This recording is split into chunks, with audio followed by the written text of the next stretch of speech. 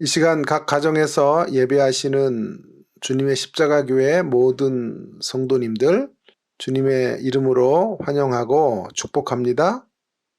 묵상기도 드리심으로 12월 19일 주일 예배를 하나님 앞에 올려드리도록 하겠습니다.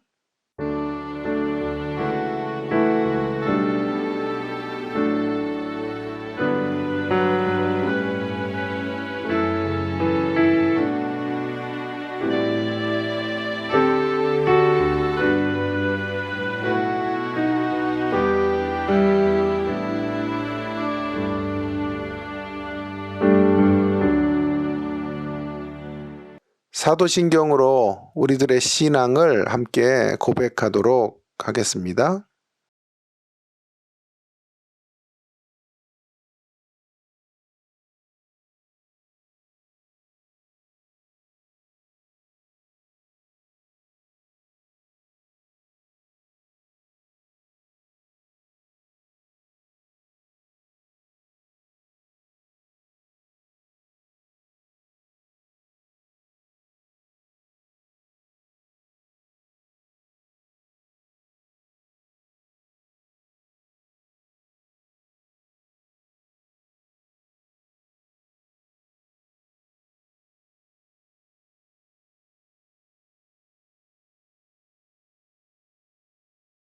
주 보혈로 날 사심은 찬양 들으시겠습니다.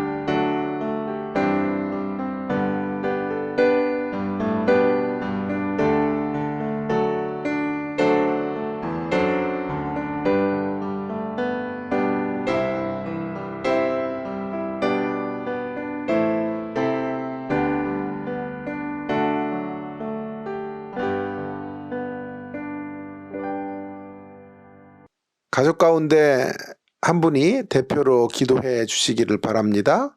혼자 예배하시는 분은 예배를 위해서 개인적으로 기도해 주시면 감사하겠습니다. 교회 소식을 전합니다.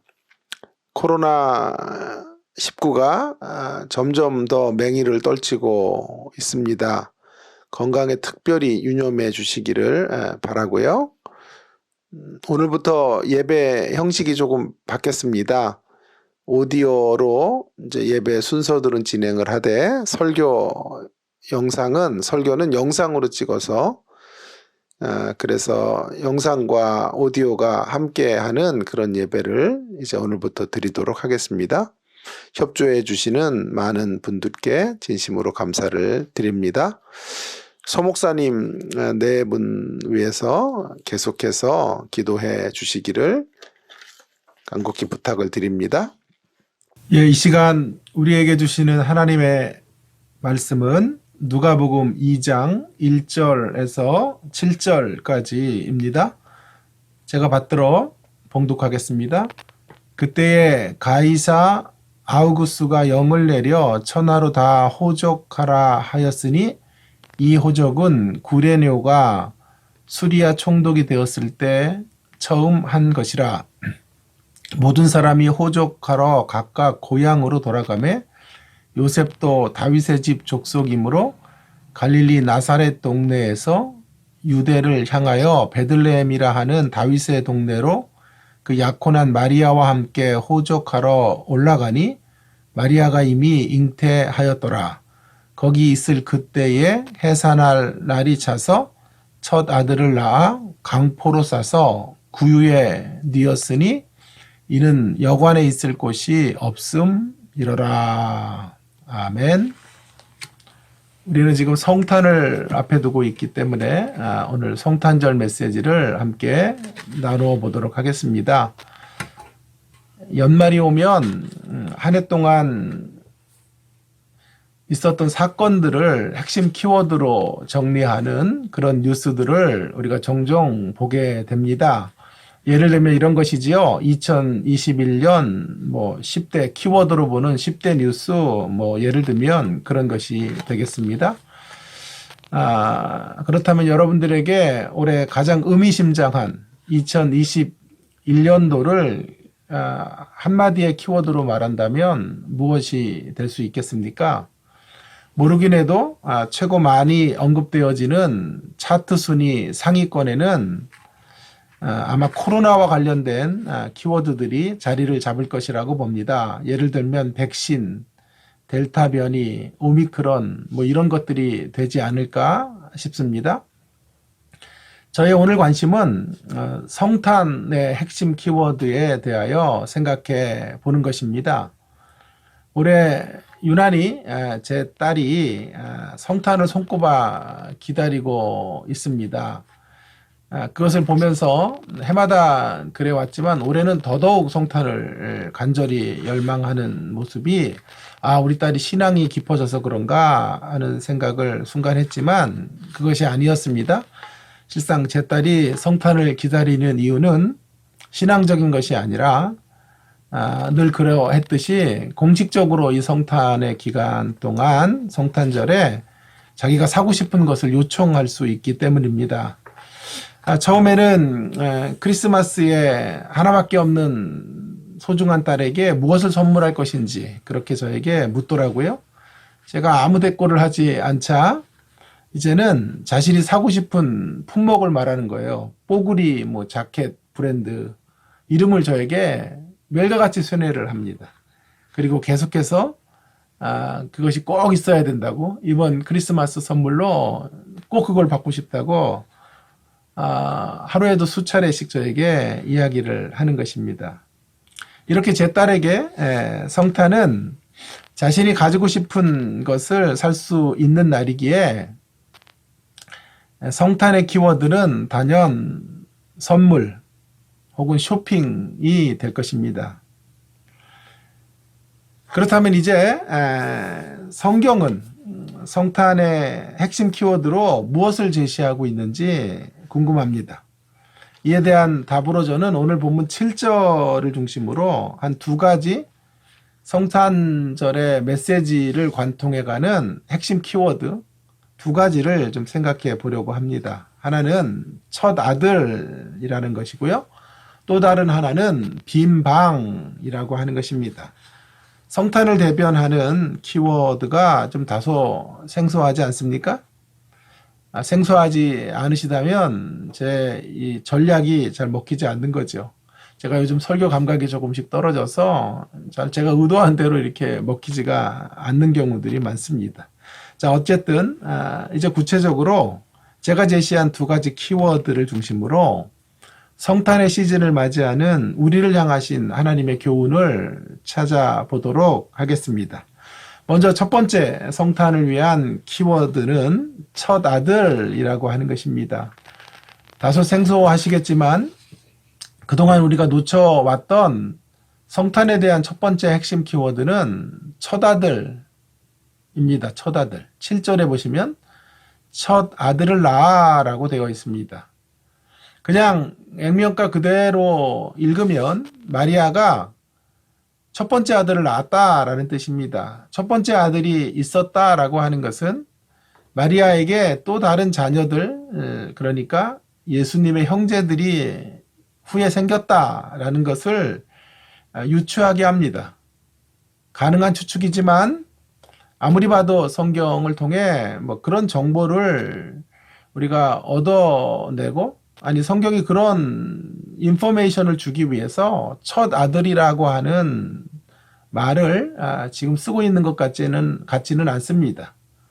마리아가 낳은 첫 아들이 예수님이시고 또 다른 형제들이 있다라는 생각, 그런 생각으로 우리를 이끄는 차원보다는 이 첫 아들이라는 말은 맏아들이라는 말과도 같은데요. 이 첫 아들이라는 것은 우리를 위한 첫 아들이 되셨다라는 것을 의미한다고 보는 것이 옳습니다. 예수님은 온 세상과 연결된 첫 아들이다라는 것이지요. 온 세상을 위한 맏아들이 되기 위하여 예수님이 이 땅에 오셨음을 성경 저자 누가는 강조하려고 하는 것입니다. 이런 면에서 첫 아들 혹은 맏아들은 대표성을 띱니다. 대표성. 첫 아들의 대표성 혹은 맏아들의 대표성이라는 것은 우리 한국적 문화에서 그리 어렵지 않게 이해가 됩니다. 특별한 예외가 아니라면 첫 아들은, 맏아들은 가정의 대표입니다. 흔히들 아버지가 먼저 돌아가시면 집안의 맏아들이 가장 역할을 합니다. 그래서 맏아들이 동생들을 위해 희생한 이야기들, 그런 이야기들이 가정마다 미담처럼 이렇게 소개되는 경우들을 우리는 종종 보게 되지 않습니까? 예를 들어 동생들을 가르치기 위하여 맏아들이, 첫아들이 학업을 포기하고 돈을 벌어서 뒷바라지를 해주고 결혼을 시켰다. 뭐 이런 이야기들을 심심치 않게 듣게 됩니다. 그것이 바로 우리 문화권에서 우리가 이해하게 되는 첫아들의 대표성이라고 하는 것입니다. 지금 누가는 그러한 차원의 첫아들을 예수님께 적용하면서 영적 교훈을 우리에게 제시하고 있는 것입니다. 한마디로 그러한 대표성을 띈 맏아들로 우리 예수님께서 이 땅에 인간으로 오셨다라고 하는 것입니다. 원래요, 여러분, 원래 첫아들은, 원래 하나님이 계획하셨던 첫아들은 선민 이스라엘입니다. 선민 이스라엘은 전 인류를 위한 첫 아들과 같은 역할을 감당하라고 부르심을 받았습니다. 온 세상을 위한 제사장 나라의 사명을 위하여 하나님께서 이스라엘을 선택하신 것입니다. 온 세상을 하나님의 백성이 되게 하는 사명을 위하여 선택되었던 사람이 이스라엘이라는 말씀입니다. 그런데 그 첫 아들로의 부르심, 첫 아들의 사명으로의 부르심 앞에 그들은 신실하지 못했습니다. 실패했습니다. 타락했습니다. 이러한 실패와 타락은 심판을 부르게 되었죠. 그러한 이스라엘의 실패로 인하여 온 세상에 미친 심판과 저주를 하나님은 방관하시는 분이 아니셨습니다. 방관하실 수가 없으셨던 거지요. 하나님의 궁극적인 목적은 인생의 회복과 구원에 있습니다. 그래서 이스라엘을 통하여 하나님께서 첫 아들의 역할을 감당하도록 하셨지만 이스라엘이 그것을 실패하자 이제 하나님께서 그 구원과 회복의 역사를 실패 없이 이루어 가시기 위하여 예수 그리스도를 보내신 것입니다. 더욱이 예수 그리스도를 보내시되 첫 아들인 이스라엘이 실패한 자리에서 대반전을 만들 수 있는 진정한 맏아들이 되게 하는 방식으로, 맏아들의 방식으로 탄생케 하신 것입니다. 예수님께서 전 인류를 위한 부르심 가운데 오셨다는 의미에서 선민 이스라엘의 부르심과 어떤 의미에서는 같다고 할 수 있습니다. 반면에 어떤 면에서 차이가 있냐 하면 첫 아들 선민 이스라엘은 그들의 부르심에 실패했고 근데 하나님의 심판을 받을 수밖에 없었습니다. 이에 반해서 진정한 첫 아들이신 맏아들이신 예수님은 온전한 승리를, 온전한 이김을, 온전한 회복과 구원을 만들어 내실 수 있게 된 것입니다. 그러한 첫 아들로 주 예수 그리스도께서 이 땅에 강림하신 것이죠. 이러한 의미에서 성탄은 예수님의 진정한 의미의 맏아들 되심을 경축하는 날입니다. 하나님의 첫 아들이었던 선민 이스라엘을 통하여 세상이 죄와 심판과 저주의 운명 속으로 떨어질 수밖에 없었지요. 왜냐하면 그들은 아담의 후예들로 아담의 범죄의 DNA를 본받은 자들로 살았기 때문입니다. 구원의 길을 제시하지 못했죠. 그래서 하나님은 진정한 맏아들이신 예수님을 탄생케 하심으로 구원과 회복의 새 시대를 열어놓으신 것입니다. 그 새로운 시대, 예수 그리스도를 통하여 실패와 저주가 물러가고 위대한 승리와 새로운 완성의 새로운 시대가 열려지게 되었다는 것을 축하하고 기념하는 절기가 다름 아닌 성탄절인 것입니다. 여러분 성경을 잘 보시면 어떤 의미에서 성경은 예수님 안에 새 시대에 초대된 것이 얼마나 대단하고 얼마나 감격스럽고 얼마나 놀라운 것인지를 끊임없이 증거하고 있는 것을 보게 됩니다. 너무도 예가 많아서 다 들 수가 없습니다. 그 중에 바울이 제시한 한 가지 신뢰만을 들어보겠습니다. 사도 바울은 우리가 예수님 안에서 새로운 시대에 들어온 자들로서의 우리가 누리게 될 혜택이라고 하는 것을 뭐라고 말합니까? 사망 권세마저도 이기게 하시는 사람이 된 것이라고 설파하고 있습니다. 우리 예수님이 죽은 자 가운데서 다시 살아나시사 잠자는 자들의 첫 열매가 되셨기 때문입니다. 고린도전서 15장 20절이죠. 첫 아들과 첫 열매는 의미상 같습니다.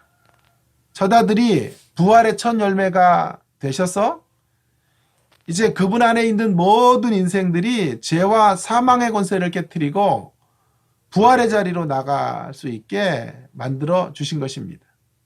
그 무시무시한 사망의 권세마저도 이길 수 있는 새 시대의 주인공으로 우리들을 세우시기 위하여 우리 주님이 첫 아들로, 맏아들로 인간이 되어 우리 가운데 오신 것입니다.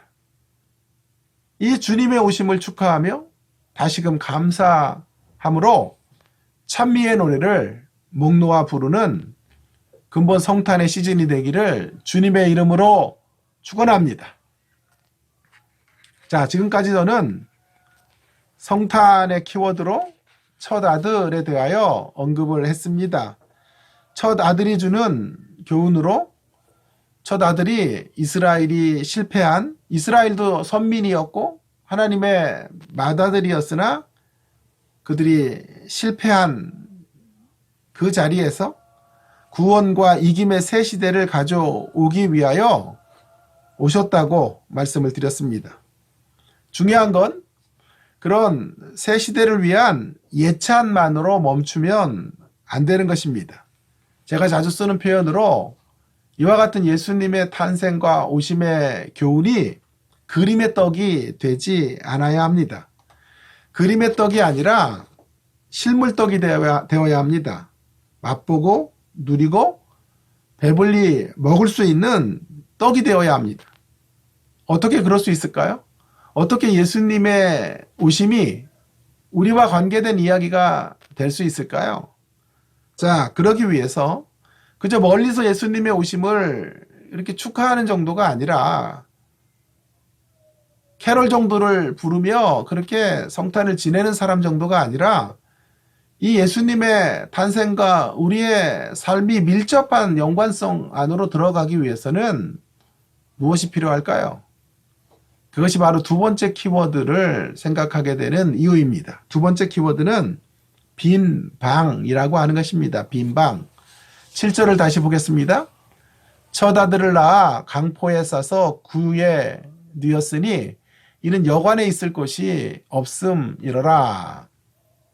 지금 예수님의 탄생을 성경은 구유라고 합니다. 구유라고 하는 것은 소나 말 혹은 나귀가 죽을 먹는 그릇입니다. 소위 말해서 여물통이죠. 예수님이 짐승이 사용하는 여물통에 태어나신 이유를 성경은 지금 여관이 없어서라고 그렇게 표현하고 있죠. 한글 성경은 여관이 없다고 말하고 있습니다. 여관이 없었다라고 하는 것은 빈방이 없었다라는 말이기에 두 번째 성탄의 키워드는 빈방이 되는 것입니다. 자, 이제 본격적으로 여관이 없어서 구유에 태어나셨다라는 의미를 이제 영적 교훈을 좀 찾기에 앞서서 먼저 여관이 없었다는 것에 대한 오해부터 좀 바로잡을 필요가 있겠습니다. 흔히 여관이 없어서 말구유에 예수님이 태어나셨다 이렇게 생각을 하는데 그때 여관은 우리로 말하면 호텔이죠. 호텔. 여기저기 호텔을 찾아보았으나 마땅한 숙소가 없어서 끝내 춥고 냄새나는 말들이 기거하는 그런 말 구유에 아기 예수님이 탄생하셨고 말구유에 그들이 기거했고 숙소를 정했고 거기서 예수님이 잉태되었다라고 생각합니다.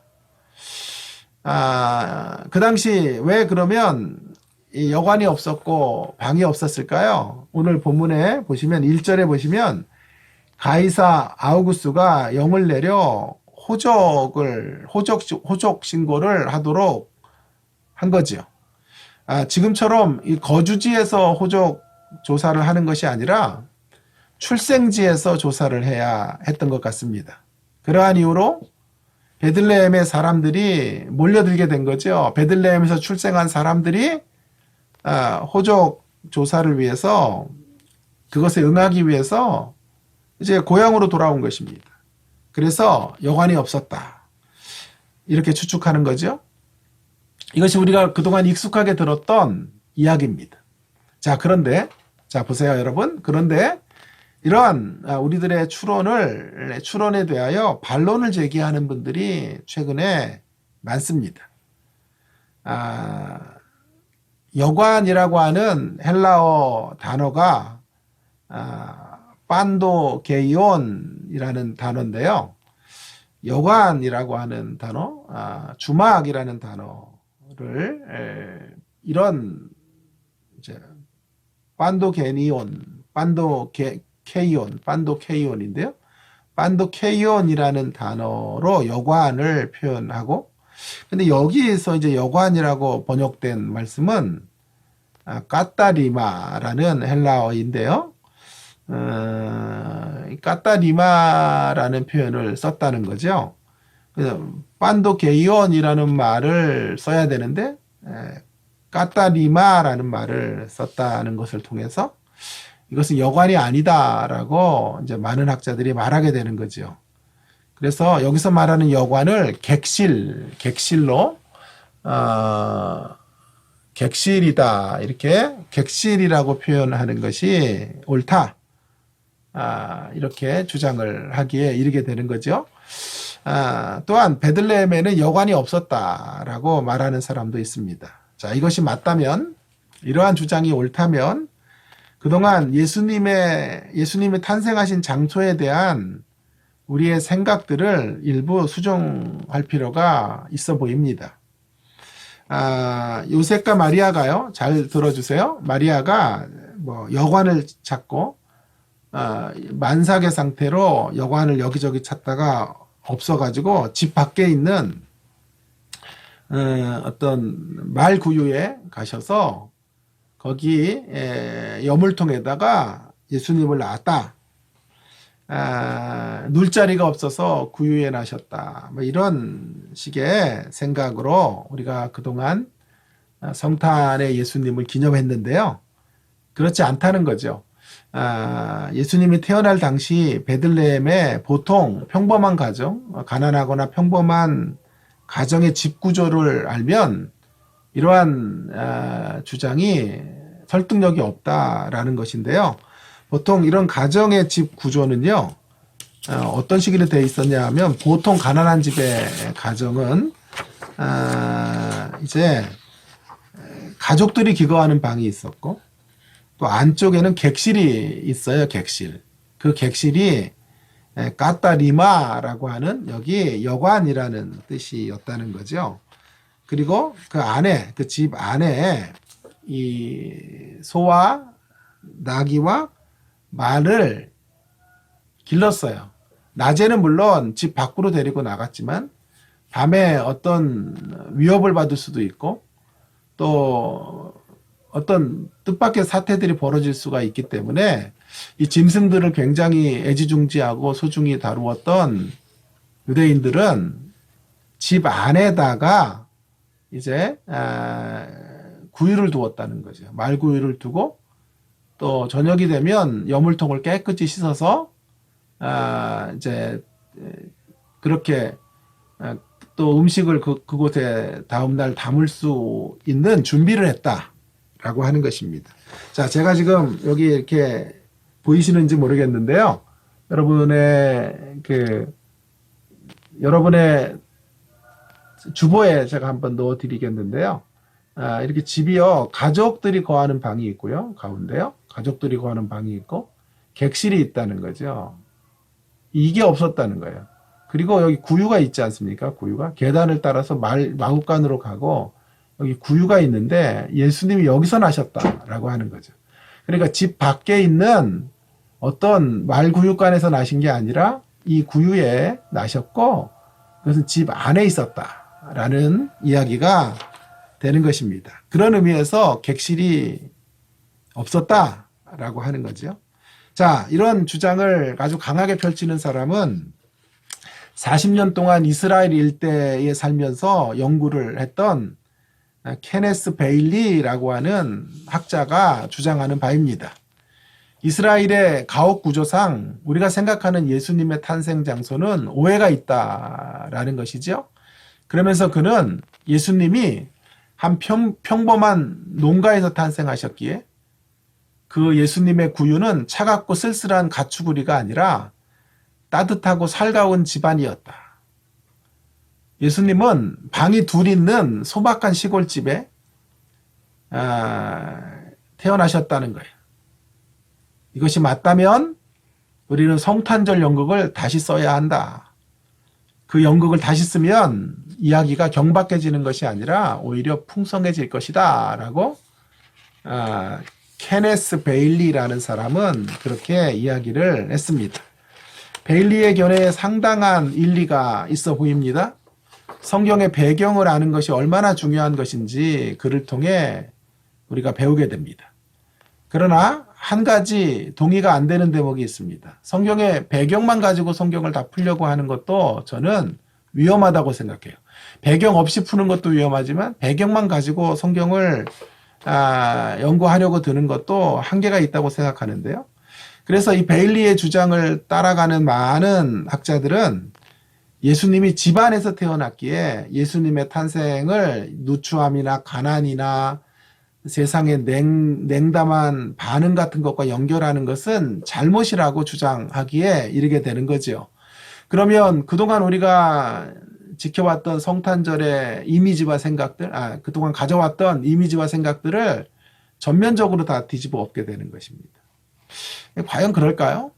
저는 이러한 주장에 대하여 신중해야 된다고 생각하고 이런 주장을 반대합니다.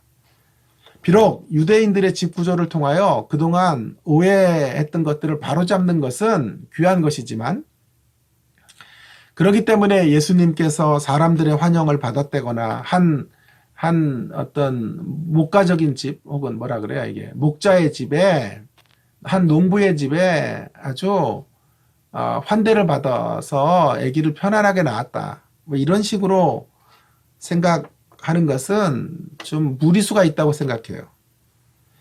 예수님이 우리가 생각했던 것보다 괜찮은 환경에서 태어났다는 것은 맞습니다만은 그렇기 때문에 세상에 환영을 받았다라고 하는 것은 성경 전체의 문맥에서 본다면 옳지 않습니다.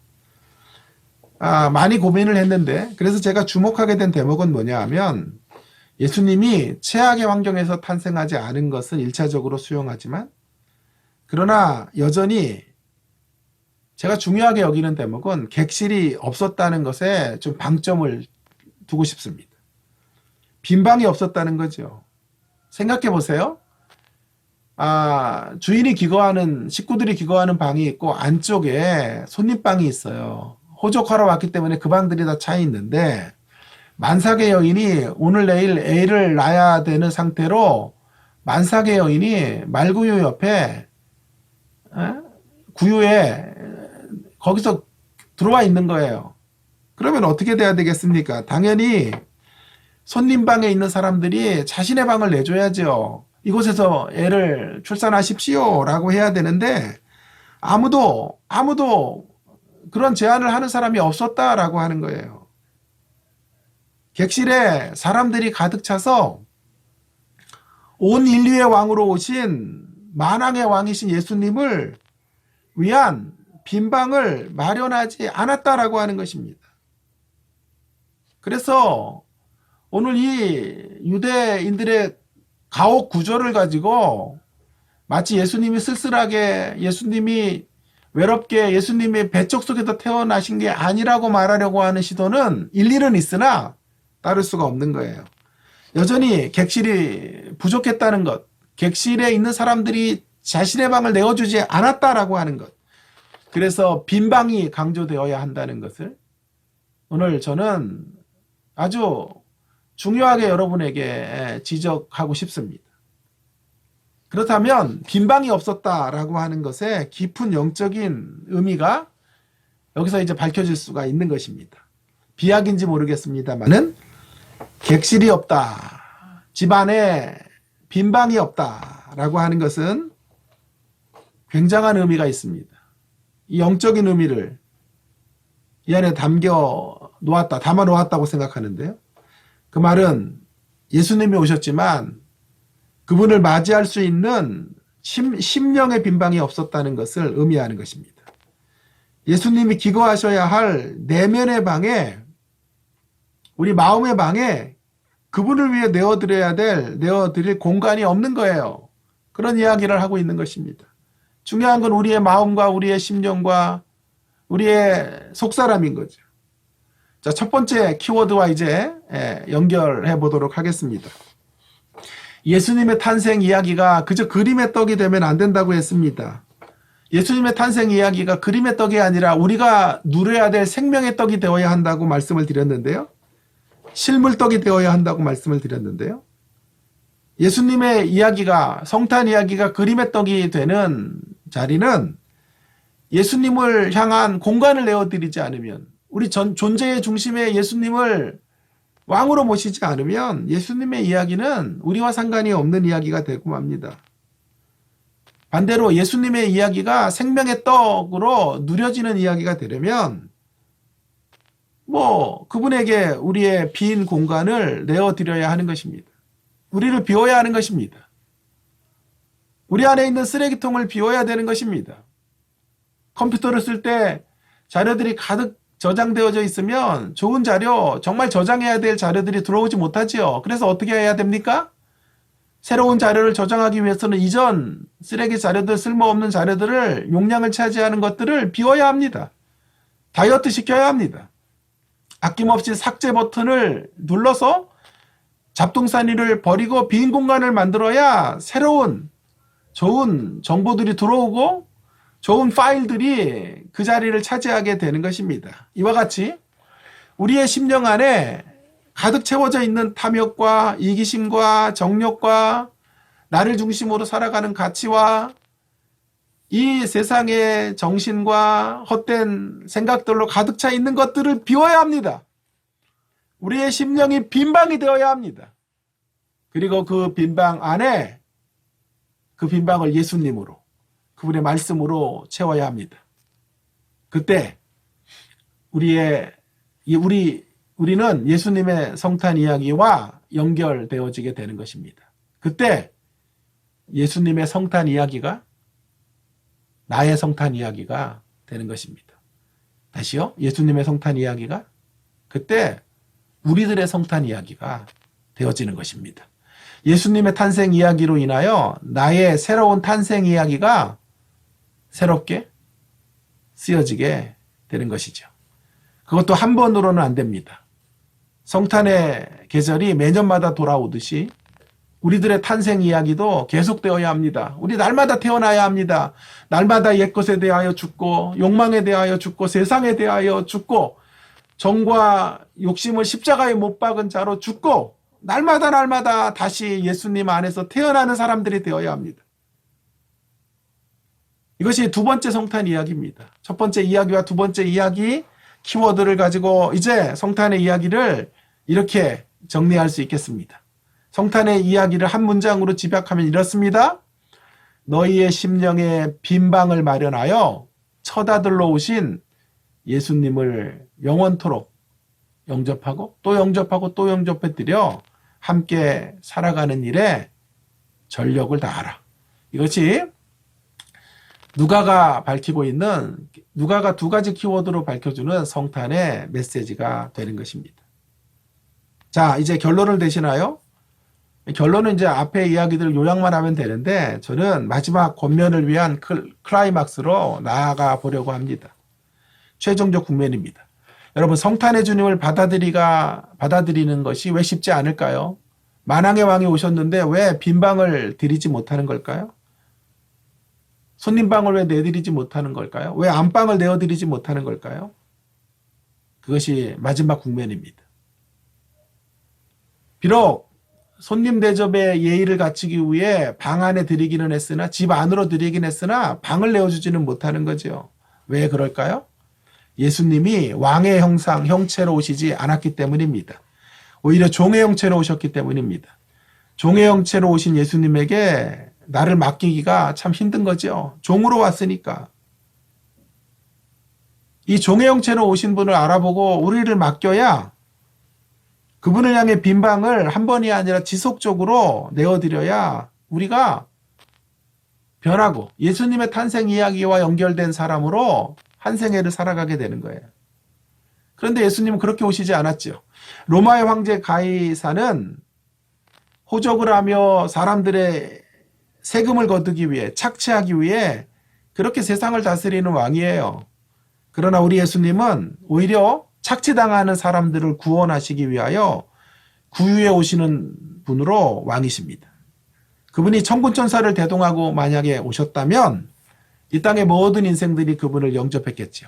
객실을 내어주는 정도가 아니라 가족이 기거하는 안방을 주었을지도 모릅니다. 그러나 사람들은 그분이 종의 모습으로 오셨기 때문에 그분을 하찮게 여깁니다. 그분의 왕되심을 제대로 종의 형체로 오셨기에 볼 수 없게 된 거죠. 그분이 종의 모습으로 승리하시는 분이심을 알지 못하기 때문입니다. 그렇다면 우리가 예수님을 지속적으로 받아들여서 예수님의 탄생이 나의 탄생 이야기, 예수님의 성탄이 나의 성탄 이야기가 되려면 무엇보다도 역설의 방식으로 늘 찾아오시는 주님을 잊지 말아야 합니다. 명심해야 합니다.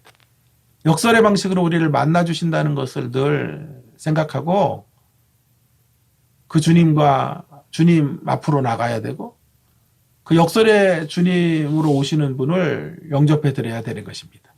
말구 위에 오신 분이 천하를 호령하는 가이사를 이기는 역설이 기독교의 신앙의 핵심입니다.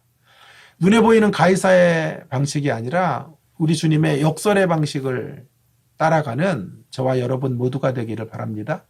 역설을 인정하는 사람은 폐허의 잿더미에서 하나님의 역전의 드라마를 보며 그분의 뜻에 순종합니다. 역설을 인정하는 사람은 절망의 마지막 순간이 희망의 광맥을 만나기 바로 직전임을 알고 소망의 인내로 버티게 되는 사람입니다. 역설을 아는 사람은 보잘것없는 사람과 보잘것없는 사건 앞에서도 늘 배우고 늘 그들의 사건과 그들의 이야기를 통하여 그들의 권면을 통하여 자신을 성찰하는 사람입니다. 스쳐가는 바람 소리에도 옷깃을 여미며 자신을 되돌아보는 사람으로 살아가게 될 것입니다. 그런 역설을 인정하는 신앙으로 말구유에 오시는 방식으로 마침내 만왕의 왕이요 만주의 주가 되신 우리 예수님을 날마다 받아들이시는, 그리고 예수님의 명령을 따라 순종해 가시는 주님의 십자가 교회 모든 성도님들 되어주시기를 주님의 이름으로 간곡히 부탁드립니다. 기도하겠습니다. 하나님 아버지, 마다들로 처다들로 오신 우리 주님을 경축하는 귀한 크리스마스 시즌을 허락해 주셔서 감사드립니다. 우리 주님 앞에 날마다 우리의 빈 방을 내어드리는 저희들 모두가 되게 하여 주시옵소서. 역설의 방식으로 늘 찾아오시는 주님을 우리가 인정하며 명심하며 하나님 아버지, 어떠한 형태의 모습으로 다가오셔서 우리에게 명령하시든지 간에 어떠한 삶의 형태들로 우리를 삶의 자리로 초대하시든지 간에 그 안에 역설의 비밀이 있고 그 안에 하나님의 반전의 드라마가 있다는 것을 확신하며 주님 말씀 앞에 순종하고 순응하며 우리의 빈방 안에 우리 주님을 주인으로 모시며 살아가는 주의 백성들이 다 되게 하여 주시옵소서. 그래서 성탄의 이야기가 그저 멀리서 경축해야 될 이야기가 아니라 우리의 이야기가 되고, 성찬의 이야기가 그림의 떡이 아니라 생명의 떡의 이야기가 될 수 있도록 인도하여 주시옵소서. 예수님 귀하신 이름으로 간절히 기도 올리옵나이다. 아멘. 이 시간 함께 찬송 114장 그 어린 주 예수 함께 찬양 드리시겠습니다.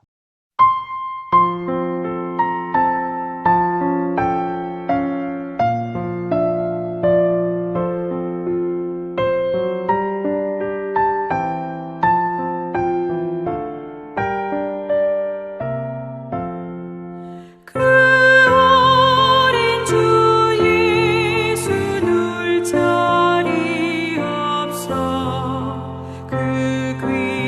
귀하신 놈이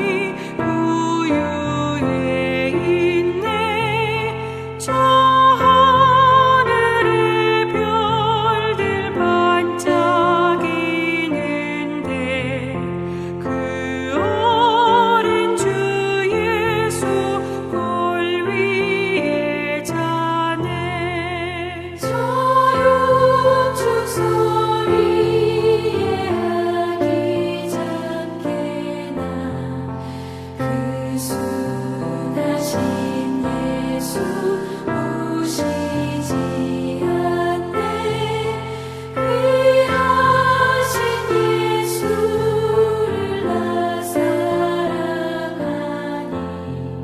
새날이 밝도록 함께하소서.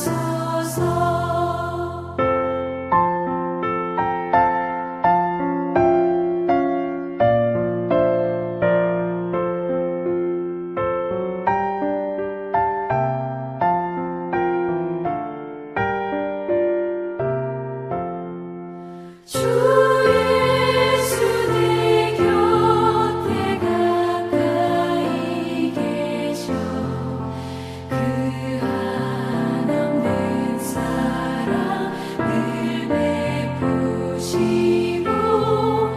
온 세상 악인을 다 품어주사 주품 안에 안겨 살게 하소서.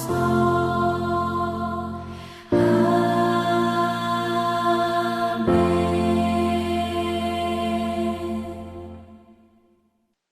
헌금 기도드립니다. 하나님 아버지, 이 시간도 저희들이 주 앞에 귀한 예물을 드립니다. 물질 때문에 참 울고 웃을 수밖에 없는 세상살이 가운데서 하나님 아버지, 이 물질의 주인이 하나님이심을 인정하며 고백하는 신앙의 자세로 예물을 드린 사랑하는 귀한 성도님들의 마음과 정성과 올려드린 헌물을 받아주시고 우리 성도님들의 삶을 축복해 주시되 영혼이 잘 되고 범사도 잘 되고 강건한 하나님의 복들을 받아 누리시는 복된 인생들이 되시도록 함께하여 주시옵소서. 우리 자녀들과 믿음의 후손들을 하나님 붙잡아 주시고 세상 속에서 하나님의 영광의 통로들로 힘있고 아름답게 사용되어지는 하나님의 사람들이 다 될 수 있도록 함께하여 주시옵소서. 헌금이 쓰여지는 곳곳에도 개입하셔서 하나님의 사랑이 아름답게 전달되어지는 귀한 예물로 함께하시기를 간절히 원합니다. 예수님 존귀하신 이름으로 간절히 기도 올리옵나이다. 아멘. 축도합니다. 이제는 우리 구주 예수 그리스도의 은혜와 하나님 아버지의 극진하신 사랑하심과 성령님의 감화 감동 위로 충만 내주하심의 역사가 성탄을 맞이하면서 첫 아들 맏아들로 오신 예수님을 경축하고 뿐만 아니라 그분을 우리 심령의 빈방에 모시며 날마다 주님과 동행하는 삶을 살아가기로 굳게 결단하는 오늘 예배하는 모든 주의 백성들 머리 위에 이제로부터 영원토록 항상 함께 계실지어다. 아멘.